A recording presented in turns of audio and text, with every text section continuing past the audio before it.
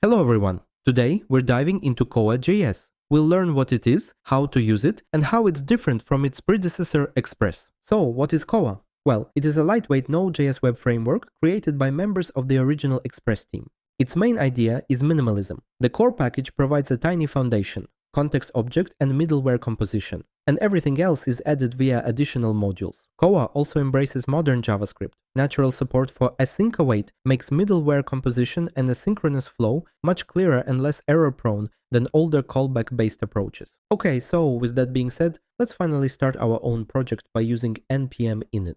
Now we can install Koa. As I mentioned earlier, the main package only provides the core features, while everything else can be added later as needed. Since I want to cover most of the features you might use, let's go ahead and install everything right away. We'll add the router, body parser, Koa static, and logger. Okay, now when the installation is complete, we can create our first application. But before we proceed, let's quickly switch to ES module syntax to keep our code modern and consistent. Alright, now let's finally write some code. First, we import Koa. Then, we create a new instance of it and store it in the app variable. Everything we add later, like routes or middleware, will be built on top of this instance. Then, we add our first piece of middleware using app.use. Middleware in Koa is basically a function that runs every time the server receives a request. The context object contains all the details about the incoming request and the outgoing response. By setting context body, we define what the server will send back to the client.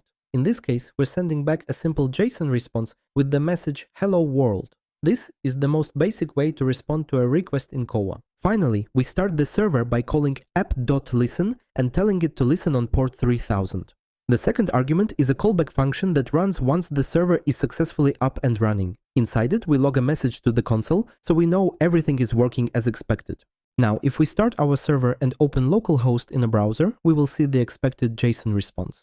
Perfect. Now let's talk about routing, which allows us to define different endpoints so our application can respond to specific URLs and HTTP methods. First, we need to import the router package. Then we create a new instance of it, and after that, we can start defining our routes. Before we proceed, we need to complete one more step, connecting our router to Koa. We'll use two commands to achieve this. First, router.routes. This registers all the route handlers we've defined so that Koa can use them. Second, router.allowed methods. This ensures proper HTTP responses when someone tries to use an unsupported method on a route. For example, if a user sends a post request to an endpoint that only supports GET, Koa will respond appropriately. Let's start with some basic GET request handler. Here we basically say that whenever someone visits the root path of our server, it responds with a simple JSON message. If we save our changes and test it, we can see that it works as expected.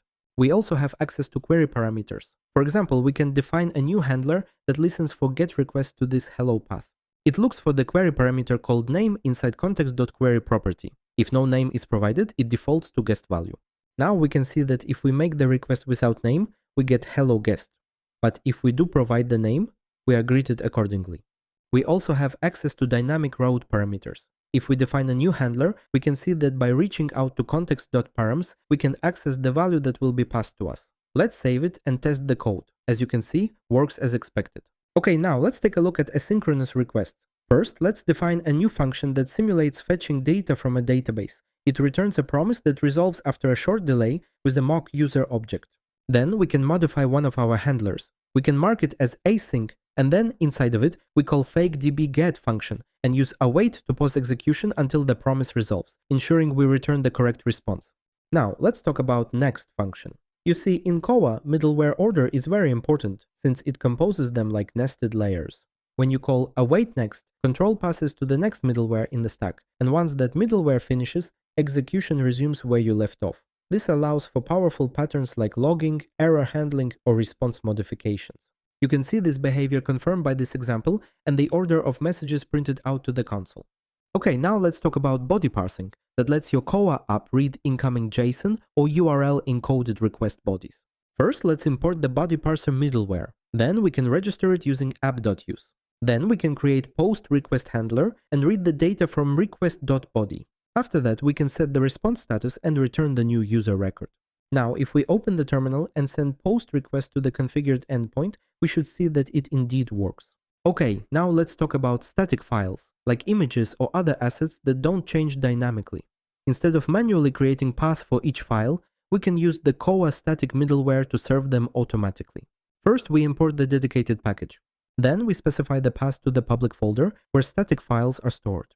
Now let's create this folder and add some files to it. After that, we can enter the file's URL in the browser, and the static file will load directly, even though we never created a separate route for it.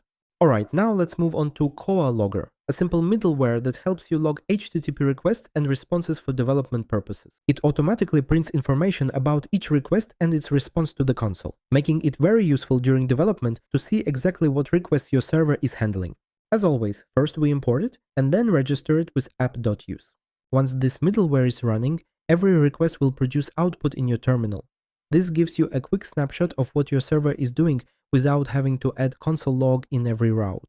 It's also worth mentioning that there are many additional functionalities you can add with dedicated modules, features like sessions, authentication, validation, templates, and more. I won't cover them in this video, as I want to keep things concise and focus only on the core essentials you'll definitely need. With that said, I believe we've covered the most important features of Koa.js. Thank you for watching. If you enjoyed this video, please leave a like, a comment, and of course subscribe for more. Bye.